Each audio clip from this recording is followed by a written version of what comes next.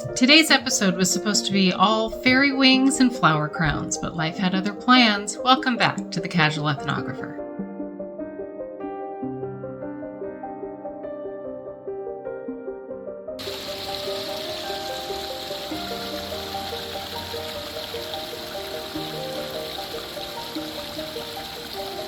Today we are taking you along to the library and to the gardens. We recently visited the Gig Harbor Library to see one of our favorite local performers, Alex Zerbe, also known as the Zaniac. While we were there, my girls tackled a scavenger hunt, which, by the way, is a great reminder that libraries offer so much more than books. Later in the episode, we'll head to Lakewold Gardens, but first, let's start with the library. This is the Gig Harbor branch of our local library system. It's beautiful, bright, and full of natural light. The girls participated in a summer scavenger hunt throughout the library, which turned out to be a fun and clever way to engage kids with the space. One thing I always like to point out, our libraries offer more than just books. Members can check out museum passes, garden passes, and more. It's a great perk for families. If you know where they all are, why don't they have check marks? Oh, okay. Yeah. We want to go wait for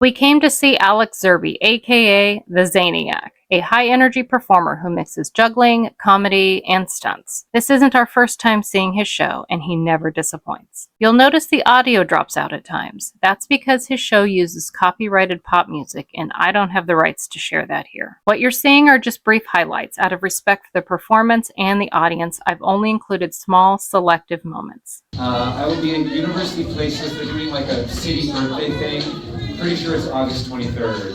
So it's like a festival thing. Alex Zerbe again. He's a two-time Guinness World Record holder. This guy was voted Seattle's funniest prop comedian. He's appeared on America's Got Talent and Last Comic Standing. But most importantly, he is currently... Let's throw it down. All right, survey questions out of everybody here. Has anyone ever seen me perform before? Yeah, we got some folks. Thanks for coming back. That's what's up. Who has never seen my show before? And who is not seeing me right now?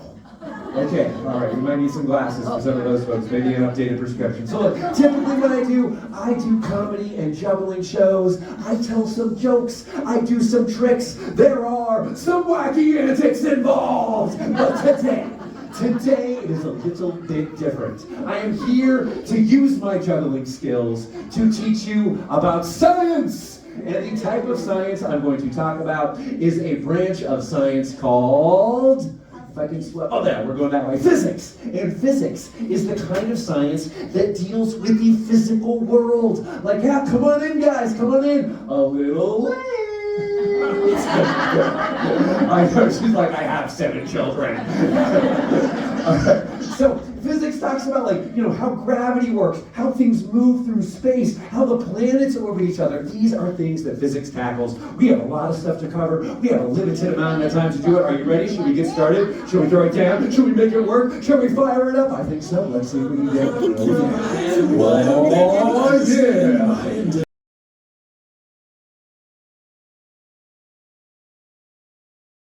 yeah. Because no matter how an object twists and turns and spins in the air, it's always going to spin or rotate around its center of mass. And one of the things I like to do in this show, I always like to kind of space is a skill I learned in Little League Baseball!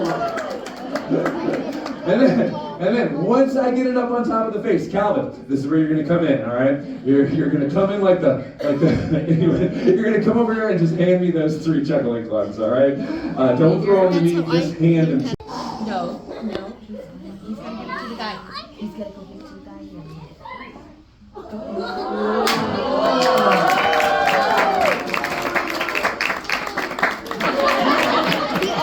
All right, my thing. I'll do a trick while I'll fling the yo-yo up to the ceiling, raising the roof. That's the absolute truth. Energizing the crowd like the fountain of youth. Principles of physics. I'd like to present some. The spinning yo-yo has angular momentum. Now, a little round of applause for the kids. There you go. Nice. That was awesome. Nice move, dude. All right. I need each kid to put 2 hands up high into the air. Get your hands up high, get your hands up high, and then hold on to these yellow hula hoops, all right? So hold on tight, and hold on, don't let go, don't let go, don't let go. Perfect, that's great. All right, I like the part where you hit my face. That was my favorite. All right, hold on high. Hope you wore deodorant, dude. Here you go. Very glamorous dress. You look amazing today. And so do you. You look awesome. Very cool. Hold on tight. Don't let go. Even the nails. Look at the details. All right, Air Jordan. Hold on tight. Don't let go. Hold on tight. All right. These 5 kids get yellow hula hoops. You get responsibility. Surprise, it'll happen to all of you, don't worry. But with responsibility comes glory. And so you're gonna try to catch something in this net. And it's gonna be a little squirrely, it's gonna be a little hard, but I saw your dance moves, so I know you're gonna crush it. All right, so hold on to this, 2 hands like that, and then we're gonna stick you right about here, and then hold this in front of you like that. Perfect, all right, boom. And you guys hold them straight, hold them high, keep them straight and high for the next 35 minutes. All right. Mommy, my shoulders are burning. Okay, I'm going to use these 6 kids to demonstrate a scientific concept called Bernoulli's principle, or more accurately, Bernoulli's theorem. So Bernoulli, he was one of the pioneers of fluid dynamics. And in this case, we're going to consider air a fluid. And what he discovered is that fast-moving air, like the kind that's going to come out of this leaf blower, creates low air pressure, all right? So where the air is moving fast, the air pressure will be very low. All around where the air is still, the air pressure will be high. So I'm gonna be able to take this eyeball beach ball and trap it in the column of low pressure air. As it tries to fall down to the ground, it is gonna hit the wall of high pressure air, and it won't be able to push through it because the beach ball is so lightweight. So it'll reach equilibrium, and I'll be able to use the leaf blower to manipulate it through the hula hoops. Then I'm going to turn off the air, and you're going to try to catch it in the net. But it's not going to go straight down because the air currents, it's going to curve it around. So use your athletic skills. All right, hold it high, keep it straight. Let's see if we can do this.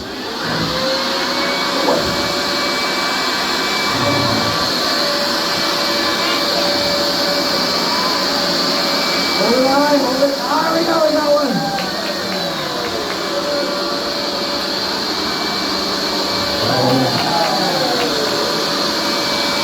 There we go.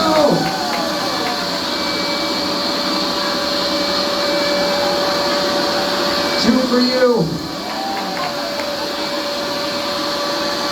Hold it high, hold it high, hold it high. Oh, there we go. Oh, man.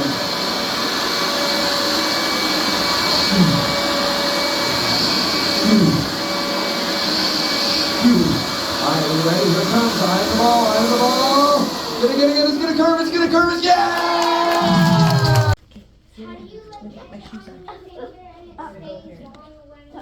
Yeah, that's a good question. It's the angular momentum of the spin. So if I don't spin it very fast, if I spin it really slow, it won't stay on. It's the stabilizing force generated by the spin at the angular momentum that keeps the ball on the finger. And eventually it'll slow down because of the friction and fall off. Angular momentum keeps it on there. If it doesn't spin, very hard to keep it on. Then we're kind of doing balance points and center of masses, which is a little more difficult. That's a great question. What's your question, dude? Hole in the middle of the water because it's spinning around, and that is what makes, that's a key part of the vortex. I'm going to create a toroidal vortex with this thing right here. A toroid, just a fancy word that means donut shaped, and let's take a look at what it looks like. Oh, that's pretty cool. Don't worry, parents, totally legal and Washington now. All right. All right. We don't want to do too many of these because we don't want to set off the fire alarm. That definitely happened once at Silicon about 10 years ago. We'll get that kind of going maybe. But we are going to do, you want to just kind of hold that up just to make sure. We're going to do a couple more vortices. But I'll tell you how it gets made, okay? So check out this garbage can, right? You see that hole at the end right there? Yeah. So what's going to happen is when I tap this membrane, why don't you give it a tap, dude? Yeah, there we go. You can see it'll send fast moving air out of this hole. Some of that air goes fast right out of the hole. Some of it gets slowed down by this wall. So you end up with fast and slow air coming out of the hole. The fast moving air shoots through the middle of the slow moving air and it creates that ring, that toroid. And that's how it gets made. It's the two different speeds of air. We're gonna do Okay, y'all. Let's talk about how I apparently cannot read a calendar. So when I was researching things to do for this summer, one of the things that I found through the Pierce County Library System website, they had a link to Lakewold Gardens because they offer passes there, and I noticed Fairy Fest. And even though I saw June, the last weekend in June, my brain registered July. So I put it on the calendar for July. It was our plan. We showed up. And there was no Fairy Fest going on. It was very apparent as we were walking around because we arrived at a time when it should have been in full swing on Saturday, and it was not. So my daughters were dressed up for Fairy Fest. They had worn skirts and dresses. They'd put on heels that weren't appropriate for walking trails. They'd even put on a little bit of makeup, which we don't normally allow, but it was Fairy Fest, so go for it. And so we were there. We went ahead and paid admission and wandered around. So my daughters were less than thrilled with me. It took a little bit to get my youngest in the mood to wander around, but we did end up having a nice time, and we were able to find little pieces of Fairy Fest left over sprinkled around the gardens. Lakewold Gardens is a 10-acre estate garden tucked away in Lakewood, Washington. It's peaceful, lush, and absolutely full of charm. While Fairy Fest was long gone, many of the whimsical little fairy installations were still tucked throughout the trails. We wandered through formal gardens, woodsy paths, and scenic viewpoints. You'll notice I let this part breathe a bit, pairing it with music and showing our visit in chronological order. Please enjoy.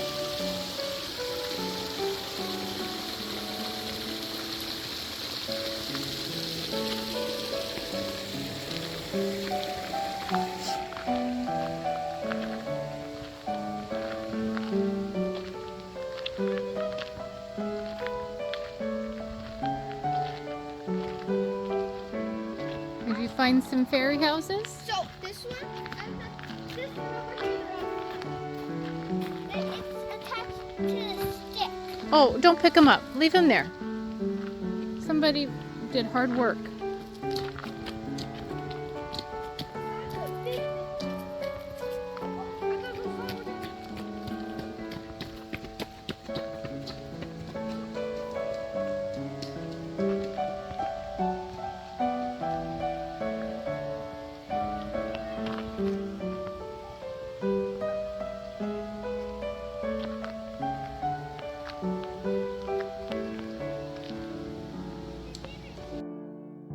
This week for Shelf Indulgences, we're covering chapters 5 and 6 of The Gift of Fear by Gavin de Becker. Chapter 5 is called Imperfect Strangers and digs into how we form impressions of trust, especially when it comes to risk. The author compares how we vet a babysitter with how we vet a new employee and explains that traits like rejection, sensitivity, or empathy can act like ingredients in a recipe. More or less of each can shape a person's behavior. We also learn about RICE, R-I-C-E, a method of evaluating reliability, importance, cost, and effectiveness to make better predictions. Chapter 6, High Stakes Predictions, introduces JACA, J-A-C-A, justification, alternatives, consequences, and ability, a tool for assessing someone's likelihood to act violently. The chapter also lays out 11 elements of prediction, and my favorite quote was, "We perceive less need for them because we are at a point in our evolution where life is less about predicting risks and more about controlling them." Next time, I'll dive into chapters 7 and 8.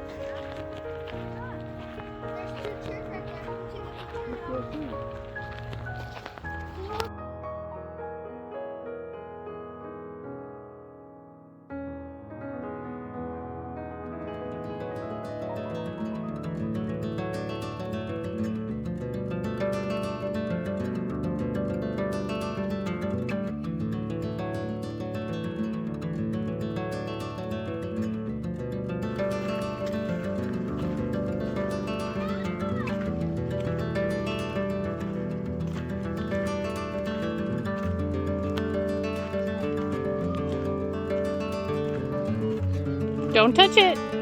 Hands off. Seriously, hands off.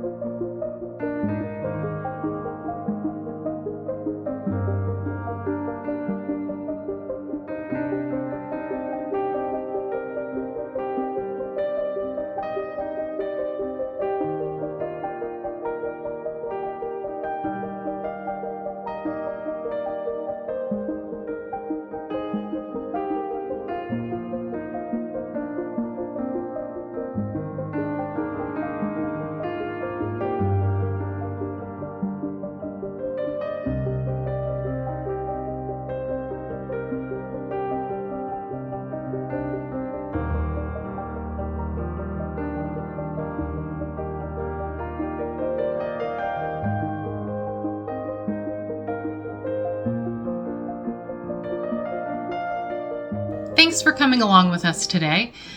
Tomorrow I am going in for a therapeutic phlebotomy as part of my continued treatment of hereditary hemochromatosis. So I will be filming as much of that as I can, some of the prep, as much of the hospital setting procedures that I go through, and then some of the recovery. So tune back in next Monday for that.